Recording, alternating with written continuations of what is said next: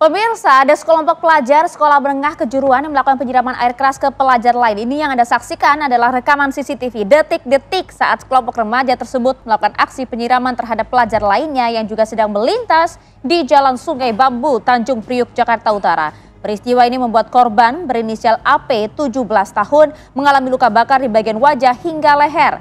Hingga saat ini kemudian juga masih menjalani proses perawatan intensif di rumah sakit. Di rumah sakit. Untuk pengobatan luka dari siraman air keras. Dan berangkat dari peristiwa ini ya pemirsa ya, ini kepolisian Polres Metro Jakarta Utara juga sudah mengamankan sedikitnya 4 orang. Statusnya saat ini tersangka, 3 diantaranya kabarnya masih di bawah umur ya. Dan 4 orang inilah yang kemudian mereka patungan ya satu sama lain untuk membeli air keras tersebut. Dengan 4 orang ini adalah perannya masing-masing. Itu dia. Ada eksekutor, ada yang mencari air keras ya, dan lain sebagainya ya. Itu dia, mengapa anak-anak ini kemudian masih bisa membeli air keras secara bebas begitu, dan juga apa motifnya membuat resah masyarakat. Langsung saja kami ajak Anda ke lokasi. Sudah ada rekan kami Ikra Anggana yang akan menggambarkan secara keseluruhan untuk Anda. Ikra.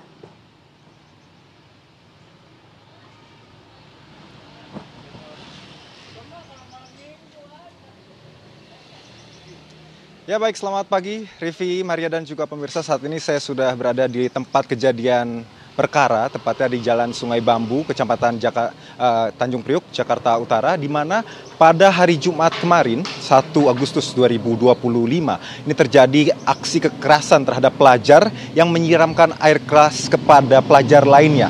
Motif sementara diduga ini pelaku ini berniat sebelumnya berencana untuk tawuran, namun tidak menemui lawan yang sepadan dan melakukan aksi tersebut menyiramkan alat untuk tawuran ini kepada siswa pelajar yang sedang melintas.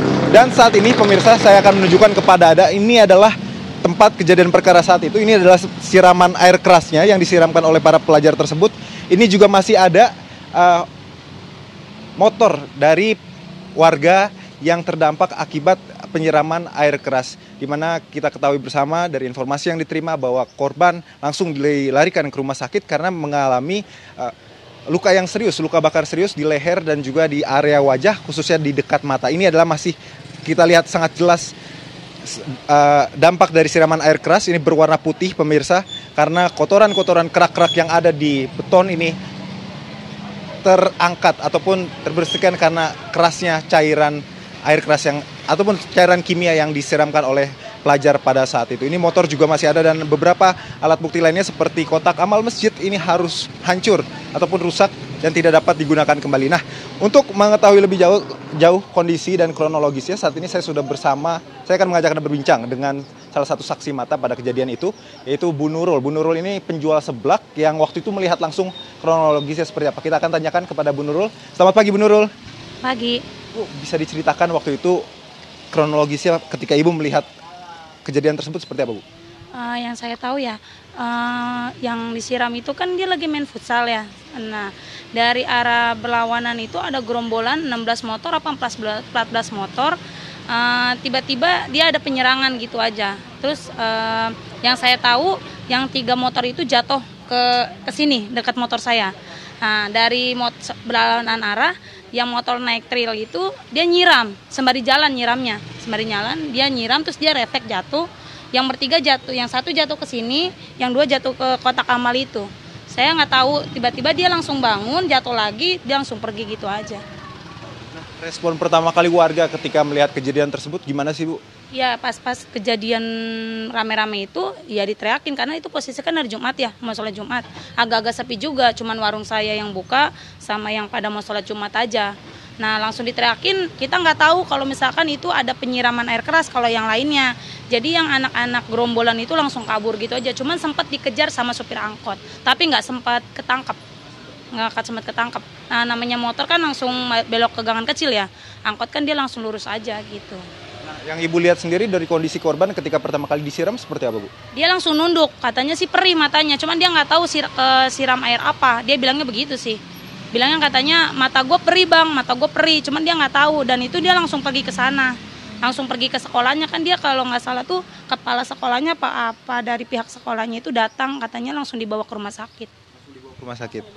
Nah ini warga tapi ada yang tahu nggak kira-kira pas ngeliat kejadian tersebut ini tuh disiram sama air keras dan penanganan pertamanya berarti dari warga itu kayak gimana untuk menolong anak itu?